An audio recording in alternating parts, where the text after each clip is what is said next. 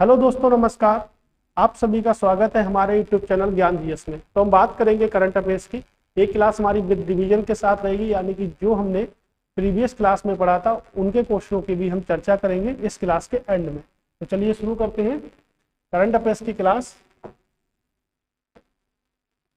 ये 20 टॉपिकों की चर्चा करते हैं, यानी कि जो 20 टॉपिक हमने द हिंदू, आपके गवर्नमेंट ऑफ इंडिया की वेबसाइट PIB और इंडियन एक्सप्रेस से एनालिसिस करके आपके लिए जो करंट अफेयर्स के बेस्ट से बेस्ट क्वेश्चन लेके आते हैं हम। तो ये हमारे 20 टॉपिक है जिनसे हम करंट अफेयर्स की बात करते हैं। तो पहला क्वेश्चन है, अमकोई जीवाश्म पार्क भारत के किस राज्य में स्थित है? मोस्ट इंपॉर्टेंट है, अभी हाल ही में चर्चा में रहा था ये। ऑप्शन है झारखंड, पश्चिम बंगाल, छत्तीसगढ़ या उड़ीसा। अगर हम बात करेंगे पश्चिम बंगाल, छत्तीसगढ़ हो गया आपका, उड़ीसा हो गया और आपका झारखंड हो गया। तो भारत में क्या था, भारत में पहले राज्यों का निर्माण भी किया गया था, यानी कि भारतीय संविधान का एक अनुच्छेद है जिसको हम कहते हैं अनुच्छेद नंबर 1। अनुच्छेद नंबर 1 हमको बताता है कि भारत क्या है, राज्यों का संघ है। भारत राज्यों का संघ है जिसमें क्या है, आपके 28 राज्य हैं और 8 केंद्र शासित क्या है, आपके प्रदेश हैं। तो 28 राज्यों और 8 केंद्र शासित प्रदेश हैं, जिससे हमको पता चलता है कि क्या होता है कि भारत में 28 राज्यों का निर्माण हम कैसे करते हैं। तो एक ट्रिक है हमारे पास में, एक छतरी 9 उस्तरा और 15 झार। एक ट्रिक है हमारे साथ में, यानी कि एक छतरी का मतलब है छत्तीसगढ़,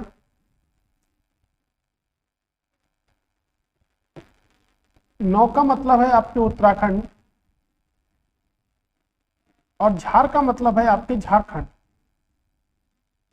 यानी कि हमने देखा कि हमारे 1 नवंबर 2000 को क्या बना, छत्तीसगढ़ बना, और हमारे साथ में क्या जुड़ा, 9 नवंबर 2000 को बना हमारा उत्तराखंड।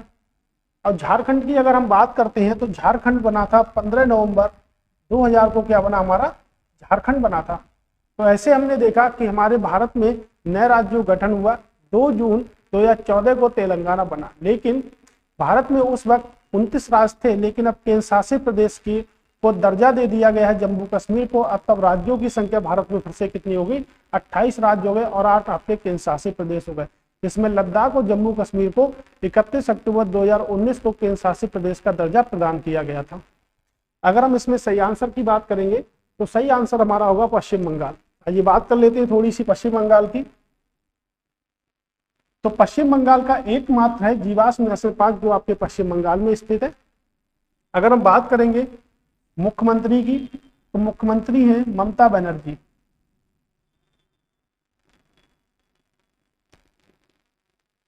गवर्नर की अगर हम बात करते हैं, M गणेशन क्या है, यहाँ के गवर्नर हैं। DLR की बात करते हैं, अगर आप डेली वीडियो हमारी देखते होंगे तो आपको पता होगा कि DLR का मतलब क्या होता है। तो DLR का मतलब होता है जिलों की संख्या कितनी है, लोकसभा सीटें कितनी है, और R का मतलब है कि राज्यसभा सीटें कितनी है। तो लोकसभा की सीटें यानी कि जिलों की संख्या बात करेंगे तो 23 है, लोकसभा की सीटें आपकी 42 हैं और राज्यसभा की सीटें आपकी 16 हैं। आपको ये पता होना चाहिए कि लोकसभा की सीटें हमेशा ज्यादा होंगी अकॉर्डिंग ऑफ राज्यसभा, यानी कि राज्यसभा से लोकसभा की सीटें हमेशा क्या होंगी, ज्यादा होंगी हमारी। अगर हम बात करेंगे विधानसभा की, तो विधानसभा की जो सीटें हैं वो आपकी 294 सीटें किसकी हैं, आपके विधानसभा की सीटें हैं। अगर और भी बात करते हैं तो कई सारे नेशनल पार्क हैं, जैसे नौरा वैली नेशनल पार्क है आपका, जलदापाड़ा नेशनल पार्क है, बुक्सा नेशनल पार्क है, यहाँ पे हमारा सिंगलीला नेशनल पार्क है, सुंदरबन नेशनल पार्क। ये हमारे कुछ महत्वपूर्ण नेशनल पार्क हैं जो आपके पश्चिम बंगाल राज्य में क्या है, स्थित है। तो हमने देखा तो हमारा सही आंसर क्या होगा, सही आंसर होगा हमारा पश्चिम बंगाल। तो चलते हैं नेक्स्ट प्रश्न की ओर, यानी कि अगले प्रश्न की ओर मूव करते हैं। अगला प्रश्न है कि जनसंख्या स्थिति रिपोर्ट 2023 किस संस्थान के द्वारा जारी की गई है? पहला ऑप्शन है UN, FPA, IMF, FAO या उपयुक्त में कोई नहीं। बात कर लेते हैं जनसंख्या की। तो सबसे पहले अगर बात करेंगे कि विश्व जनसंख्या दिवस कब बनाते हैं, तो विश्व जनसंख्या दिवस मनाते हैं 11 जुलाई को। अगर प्रश्न एक बनता है कि अर्थव्यवस्था के अनुसार अगर हम बात करें कि जनसंख्या क्यों बढ़ रही है, तो जनसंख्या बढ़ने का कारण मृत्यु दर में कमी है, यानी कि मृत्यु दर हमारी कम है, इसलिए जनसंख्या जो है वो लगातार क्या हो रही है, बढ़ रही है। ये हमारा एक महत्वपूर्ण कारण है। अगर जनसंख्या के अध्ययन की बात करेंगे तो स्टडी ऑफ पॉपुलेशन की बात करेंगे तो जनसंख्या के अध्ययन को हम कहते हैं डेमोग्राफी। डेमोग्राफी जनसंख्या का अध्ययन कहलाता है आपका। ओके, अगर हम बात करते हैं तो इस संगठन को किसने लॉन्च किया था, यानी कि जो जनसंख्या स्थिति जो रिपोर्ट थी 2023 की, उसको किसने लॉन्च किया, तो उसको लॉन्च किया आपके UNFPA ने। अगर हम फुल फॉर्म की बात करेंगे तो यूनाइटेड नेशन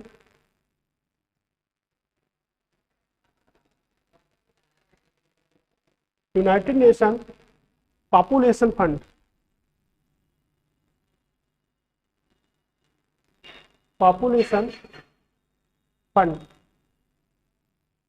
ये क्या है, ये संगठन है, इसका जो मुख्यालय है वो आपके न्यूयॉर्क में है। तो इसका मुख्यालय हमारा कहां पर है, न्यूयॉर्क में है। तो हमने देखा कि हमारा जो सही आंसर होगा वो क्या होगा, ऑप्शन नंबर ए। अगर हम बात करेंगे तो अंतरराष्ट्रीय मुद्रा कोष की अगर बात करेंगे तो इसका जो मुख्यालय है वो आपके कहां पर है, वो आपके वाशिंगटन DC में मुख्यालय है। FPO की बात करेंगे तो आपके रोम इटली में क्या है, मुख्यालय है। तो रोम इटली में क्या है, आपके मुख्यालय है। ओके, तो हमने इस प्रश्न का जो आंसर देखा है वो क्या है, हमारा ऑप्शन नंबर ए हमारा क्या है, राइट आंसर है। अप्रैल 2023 में निम्नलिखित में से किस भारतीय शहर में जीरो शैडो डे नामक एक दुर्लभ खगोलीय घटना हुई है। दुर्लभ खगोलीय घटना हुई है चेन्नई, बेंगलुरु, भोपाल या इलाहाबाद। अगर हम इलाहाबाद की बात करेंगे तो इलाहाबाद आपके उत्तर प्रदेश में है, जहां पर कुंभ का मेला आपके लगता है। भोपाल आपके मध्य प्रदेश में है, बेंगलुरु हमारा कर्नाटक में है, चेन्नई आपके तमिलनाडु में, यानी कि चेन्नई से हमारा समुद्र तल का क्या किया जाता है, मापन किया जाता है। तो समुद्र तल का जो मापन है वो आपके कहां से किया जाता है, चेन्नई से किया जाता है। बट इसका सही आंसर क्या होगा हमारा, बेंगलुरु। बेंगलुरु की अगर हम बात करेंगे तो कहां पर है, आपके कर्नाटक में। तो बात कर लेते हैं कर्नाटक की। तो कर्नाटक के जो मुख्यमंत्री हैं वो हैं बासवराज मुंबई। गवर्नर की बात करेंगे तो गवर्नर है आपके थावर चंद गहलोत, यहाँ के क्या है, आपके गवर्नर हैं। अगर हम बात करेंगे कि DLR नंबर कितना है, तो अभी मैंने आपको बताया था प्रीवियस क्वेश्चन में कि हमारा DLR जो होता है वो होता है जिलों की संख्या कितनी है, लोकसभा की सीटें कितनी है और राज्यसभा की सीटें कितनी है। अगर DLR की बात करेंगे तो 31, 28 और 12 आपका क्या है, यानी कि जिलों की संख्या 31 है, लोकसभा सीटें आपकी 28 हैं और राज्यसभा की सीटें आपकी कितनी है, 12 राज्यसभा की सीटें हैं। अगर हम बात करेंगे कि विधानसभा की सीटें कितनी हैं, तो विधानसभा की जो सीटों की संख्या है वो 224 है। और अगर बात करेंगे कि विधान परिषद की सीटें कितनी है, तो आपके भारत के 6 राज्यों में विधान परिषद है, इसमें से एक राज्य आपका कर्नाटक भी है। तो कर्नाटक और बिहार में विधानसभा की जो सीटें हैं वो क्या है, समान है, यानी कि 75 अगर कर्नाटक में है तो बिहार में भी कितनी है, 75 है। उत्तर प्रदेश में 100 सीटें हैं, महाराष्ट्र में आपकी सीटों की जो संख्या है वो 78 है, आंध्र प्रदेश की बात करेंगे तो 58 है, और अगर तेलंगाना की बात करेंगे तो आपकी 40 सीटें हैं। कुल मिला के हमारी जो विधान परिषद की जो सीटें हैं भारत के 6 राज्यों में, उसमें कुल मिला के 426 सीटें आपके विधान परिषद की क्या है, सीटें हैं। तो हमने प्रश्न को देखा है, तो हमारा सही आंसर क्या होगा, आपका भोपाल, वो सॉरी आपका बेंगलोर मेरा सही आंसर होगा। चलते हैं अगले प्रश्न की ओर। अगला प्रश्न है कि state of global climate report किस संस्थान द्वारा जारी की जाती है? ऑप्शन है आपका WMO, WHO, यूनेस्को या WWF। अगर हम बात करते हैं यहां से तो WHO का अगर मुख्यालय की बात करेंगे तो ये जिनेवा में इसका मुख्यालय है। कहां पर है? जिनेवा, स्विट्जरलैंड में मुख्यालय है। अगर यूनेस्को की बात करेंगे तो मुख्यालय आपके पेरिस में है। WWF की बात करेंगे तो इसकी जो फुल फॉर्म होती है वो होती है वर्ल्ड लाइफ फंड, इसकी फुल फॉर्म होती है। बट अगर पूछेंगे कि WMO का मुख्यालय कहां पर है तो ये भी आपके जिनेवा में है, जिसे हम हिंदी में बोलते हैं तो बोलते हैं विश्व मौसम विज्ञान संगठन, लेकिन विश्व मौसम विज्ञान संगठन या संस्थान बोलते हैं, जिसका जो मुख्यालय है वो आपका कहां पर है? जिनेवा में है। अगर हम सही आंसर की बात करेंगे तो WMO हमारा क्या होगा? राइट आंसर आपका होगा, जिसकी स्थापना 23 मार्च 1950 को की गई थी और विश्व मौसम विज्ञान दिवस हम 23 मार्च को ही बनाते हैं। अगर क्लाइमेट की बात करेंगे तो भारत की जो क्लाइमेट है, क्लाइमेट की अगर हम बात करेंगे तो अगर हिंदी में बात करेंगे तो इसको बोलते हैं जलवायु। तो भारत की जो जलवायु है वो आपकी मानसूनी जलवायु है। तो मानसूनी जो शब्द आता है वो हमारी किस भाषा का होता है? तो वो आपके अरबी भाषा का क्या होता है? शब्द होता है। ओके, तो हमने देखा कि हमारा जो सही आंसर होगा वो WMO आपका सही आंसर होगा। उसके बाद हम बात करेंगे कि निम्नलिखित में से किस देश ने भारत में अपने नागरिकों को बचाने के लिए ऑपरेशन कावेरी शुरू किया है? वेरी वेरी मोस्ट इंपॉर्टेंट प्रश्न है कि ऑपरेशन कावेरी है वो किस देश ने शुरू किया था, किस देश में? यानी कि 3400 भारतीयों को बचाया गया था। इसमें आपके बात करते हैं यूक्रेन की, तो यूक्रेन की जो राजधानी है वो आपकी क्या है कि मुद्रा की बात करेंगे तो रोमानिया। अगर सूडान की बात करते हैं तो आपके खार्टूम, मुद्रा की बात करते हैं तो आपकी हो गई पाउंड। पाउंड क्या होगी? हमारी मुद्रा होगी। अगर वेनेजुला की बात करते हैं तो कैरेकस और बोलीविया या बोलीवर। ओके, अगर पेरू की बात करते हैं तो हो गई हमारी लीमा और मुद्रा हो गई आपकी सोल। सही आंसर की बात करेंगे तो सही आंसर होगा हमारा सूडान। तो सूडान में ऑपरेशन कावेरी को चलाया गया था, तो सही आंसर हमारा होगा यहाँ पे सूडान। आप देख लीजिएगा आपके पेपर में सबसे पहला पॉइंट है हमारा पेपर का कि अगर हमें किसी भी कंपटीशन का पेपर को पास करना है तो आप उसकी कैपिटल, करेंसी यानी कि CCC आप याद कर लें। कंट्री, कैपिटल और करेंसी यानी कि उसकी मुद्रा क्या है, देश का नाम, उसकी मुद्रा और उसकी करेंसी यानी कि उसकी राजधानी। CCC की अगर हम बात करेंगे तो कंट्री, कैपिटल और करेंसी ये हमको हर देश की याद होनी चाहिए। अगर हमारे 195 देशों की कैपिटल को पूछा जाता है, विश्व में 195 देश ऐसे हैं जिनकी राजधानी को क्या है पूछा जाता है। अगर हम पर डे 5 राजधानी याद करेंगे तो एक मंथ में हम 150 राजधानियों को याद कर लेंगे। तो प्लीज आप सभी लोगों से एक हम्बल रिक्वेस्ट है कि आप सभी लोग 5 राजधानी डेली याद करना शुरू कर दें, जिससे हमारे किसी भी एग्जाम में 1 से 2 नंबर एकदम कंफर्म हो सकते हैं, आ सकते हैं पेपर में। जैसे उत्तर प्रदेश के पेपर की अगर हम बात करें तो पूछा जाता है एक राजधानी और एक उनकी मुद्रा को पूछा जाता है। तुम्हारा ऑपरेशन जो कावेरी है, अभी ऑपरेशन गंगा की अगर हम बात करते हैं कि ऑपरेशन गंगा किसने चलाया था, तो ऑपरेशन गंगा चलाया था आपके यूक्रेन ने। ओके, कह रहा भारत और ब्रिटेन की सेनाओं के बीच अजय योद्धा 2023 द्विपक्षीय प्रशिक्षण अभ्यास का कौन सा एडिशन था, यानी कौन सा संस्करण था? 5वां था, 7वां था, 11वां था या 12वां था? अगर हम बात करेंगे तो ब्रिटेन की अगर हम बात करेंगे तो इसको हम बोलते हैं यूनाइटेड किंगडम। यूनाइटेड किंगडम के नाम से जानते हैं ब्रिटेन को। और ब्रिटेन को जो हम रखते हैं तो इसके जो प्रधानमंत्री हैं वो एक भारतीय हैं जिसका नाम है ऋषि सनक। इनके ऋषि सनक क्या है, यहाँ के प्रधानमंत्री हैं। और भारत ने यूनाइटेड किंगडम के संविधान से एकल नागरिकता संसदीय शासन को लिया है। तो ब्रिटेन के संविधान जो है ब्रिटेन का जो संविधान है वो एक अलिखित संविधान है, लेकिन सभी संविधानों की जननी ब्रिटेन के संविधान को कहा जाता है। डॉक्टर लाने का एक सिद्धांत था कि ब्रिटेन का जो संविधान है वो स्त्री को पुरुष और पुरुष को स्त्री बनाने के अलावा दुनिया के सभी कामों को कर सकता है, तो सिर्फ दो काम नहीं कर सकता है, पुरुष को स्त्री नहीं बना सकता और स्त्री को पुरुष नहीं बना सकता, बाकी दुनिया के सभी काम कर सकता है। इसीलिए ब्रिटेन के संविधान को हम सभी संविधानों की जननी कहते हैं, जबकि ब्रिटेन का संविधान क्या है, पूरी तरह से अलिखित संविधान है। तो ब्रिटेन में लिखित दस्तावेज नहीं है और ब्रिटेन में राजशाही शासन आपका चलता है। तो इसका सही आंसर होगा वो क्या होगा, आपका 7वां हमारा राइट आंसर होगा। अगला प्रश्न है कि किस मंत्रालय द्वारा भारत की पहली जल निकाय जनगणना रिपोर्ट जारी की गई है?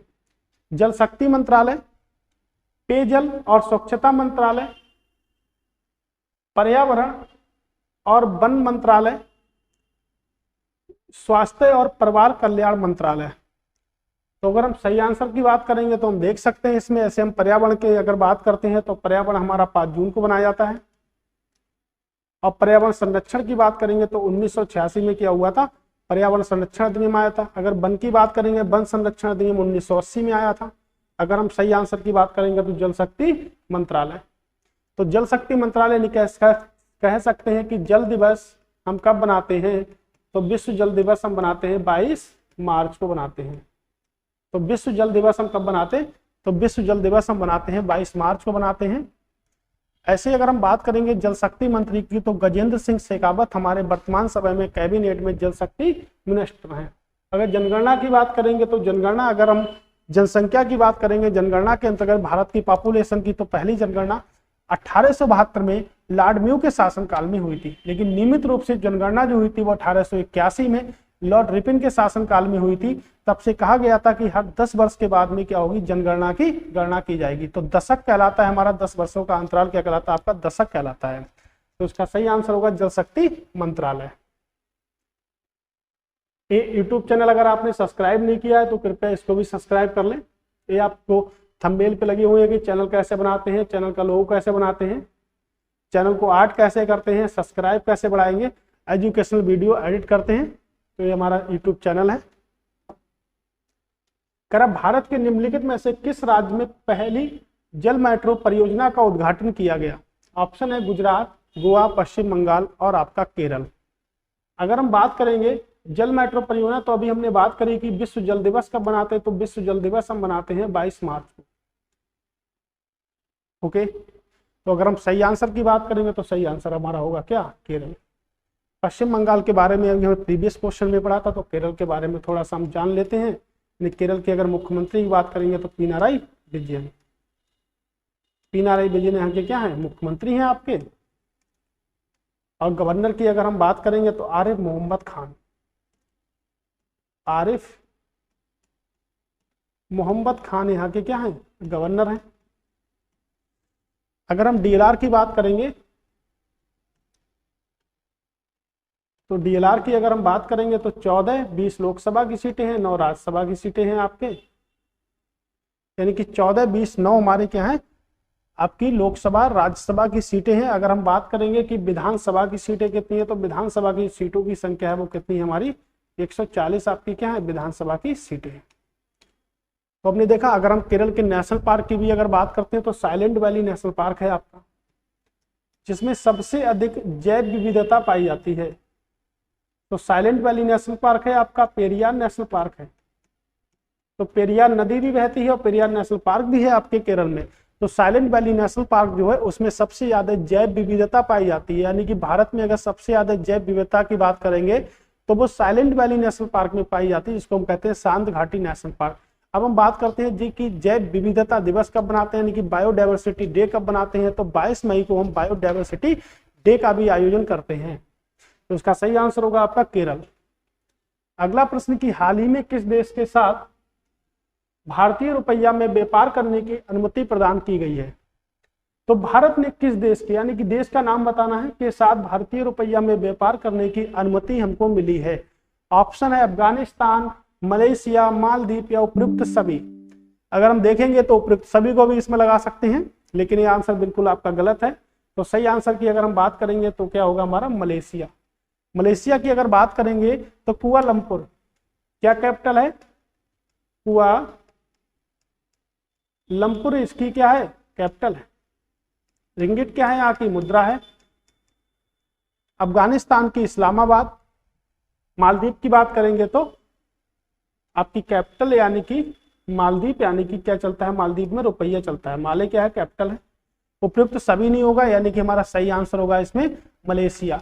हम भारतीय रुपया की बात कर लेते हैं तो आईआईटी बॉम्बे, एक व्यक्ति थे आईआईटी बॉम्बे के, तो आईआईटी बॉम्बे के व्यक्ति थे जिनका नाम था डॉक्टर उदय कुमार।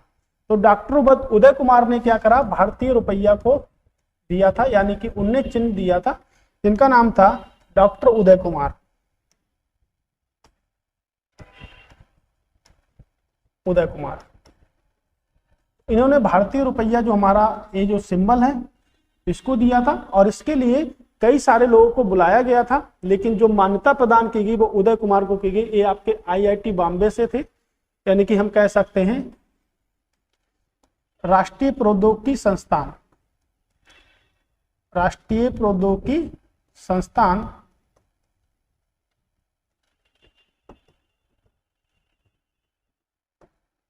लेकिन अगर हम बात करेंगे राष्ट्रीय प्रौद्योगिकी दिवस कब बनाते, तो राष्ट्रीय प्रौद्योगिकी दिवस हम कब बनाते, 11 मई को राष्ट्रीय प्रौद्योगिकी दिवस हम बनाते हैं। तो इसका सही आंसर होगा वो आपके क्या होगा, कुआलालंपुर यानी कि मलेशिया में क्या किया गया, आयोजित किया गया। अगला प्रश्न है कि भारतीय न्याय रिपोर्ट 2022 में बड़े, बात कर रहा है न्याय रिपोर्ट की, 2022 में बड़े और मध्यम आकार के राज्यों की कौन सी श्रेणी में राज्य शीर्ष स्थान पर है। ये पूछ रहा है कि पहले स्थान पर कौन सा राज्य। क्वेश्चन अच्छा है बहुत ही ज्यादा और इंपॉर्टेंट भी है आने वाले आपके एग्जाम के लिए कि भारत न्याय रिपोर्ट में किस स्थान पर आता है, जिसमें सबसे पहला राज्य कौन सा है आपका।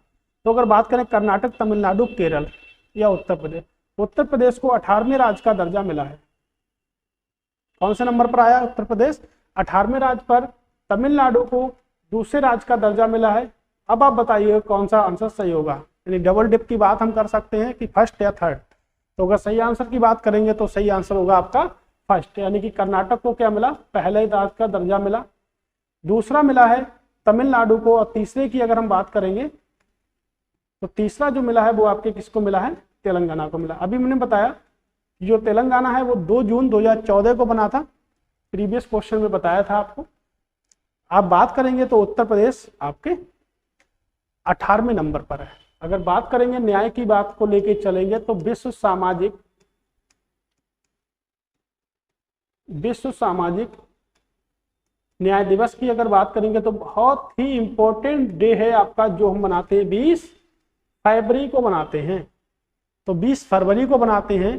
तो इसमें कर्नाटक पहले पे, तमिलनाडु दूसरे पे, और तीसरे की बात करेंगे तो तेलंगाना तीसरे पे, और 18वें राज्य की बात करेंगे तो उत्तर प्रदेश को इसमें 18वां स्थान दिया गया है, यानी कि न्याय रिपोर्ट के अंतर्गत। अब हमारी रिवीजन क्लास, यानी कि जो हमने प्रीवियस क्लास में पढ़ा था उसकी बात हम बहुत स्पीड से कर लेते हैं। तो पहला प्रश्न है कि निम्नलिखित में से किस व्यक्ति को पद्म विभूषण पुरस्कार से सम्मानित नहीं किया गया। ऑप्शन है आपके बालकृष्ण विठल दास जोशी, श्रीनिवास वर्धन, दिलीप महालोनोबिस, या आप बताइएगा क्या आंसर होगा, कमलेश डी पटेल। इनको क्या मिला, इनको पद्म विभूषण नाम मिलकर पद्म भूषण पुरस्कार से इनको सम्मानित किया गया। करा यूएसए की सहायता से म्युनिसिपल बॉन्ड जारी करने वाला पहला दूसरा भारतीय राज्य कौन सा है, तो दूसरा कौन सा है आपके बड़ोदरा है, पहला था महाराष्ट्र हमारा। भारत के 3 नए सांस्कृतिक स्थलों को विश्व धरोहर स्थलों की अस्थायी सूची में जोड़ा गया है, जिसमें कौन सा शामिल नहीं है, तो कौन सा शामिल नहीं है, सूर्य मंदिर या उनाकोटी रेंज या बडनगर या कोणार्क टेम्पल। तो कोणार्क मंदिर को शामिल नहीं किया गया है स्थायी सूची में। अगला प्रश्न है आपके सामने, केंद्रीय पेट्रोलियम व प्राकृतिक गैस मंत्री हरदीप सिंह पुरी ने किस स्थान पर एशिया के सबसे बड़े संपीड़ित बायोगैस संयंत्र का उद्घाटन किया है। ऑप्शन है गोरखपुर, लेहरागागा, नालंदा या मिर्जापुर। ऑप्शन हमारा क्या होगा, लेहरागागा। निम्नलिखित में से कौन सुमेलित नहीं है? विश्व पृथ्वी दिवस 22 मार्च, विश्व बौद्धिक संपदा दिवस 26 अप्रैल, विश्व क्षय रोग दिवस 24 मार्च, अंतर्राष्ट्रीय वन दिवस आपके 23 मार्च को ना होकर 21 को होता है। निम्नलिखित में से कौन सुमेलित नहीं है? तो गोल्डन बॉय नीरज चोपड़ा, नवदीप सिंह गिल, बिल्कुल राइट है। 10 ट्रिलियन ड्रीम सुभाष चंद्र गर्ग, दी मोदी गैजेट डिकोडिंग मोदी प्रियम नहीं, संजू शर्मा के द्वारा लिखी गई पुस्तक है, स्मृति ईरानी के द्वारा लिखा गया है। लाल सलाम एक उपन्यास। ओके, कराए हाल ही में अनुसूचित जाति का अध्यक्ष किसे नियुक्त किया गया? पूछ रहा है कि अनुसूचित जनजाति नहीं, अनुसूचित जाति का अध्यक्ष किसे नियुक्त किया गया? तो विजय को नियुक्त किया गया। और एसटी का किसे? हर्ष चौहान को नियुक्त किया गया। अगला प्रश्न है कि सही सुमेलित बताइए। तो बम कहां गिरेगा? अमेरिका में गिरेगा। ग्रेवियल कहां गिरेगा? न्यूजीलैंड में आएगा चक्रवात। चक्रवात इमनाती कहां आएगा? मेडागास्कर।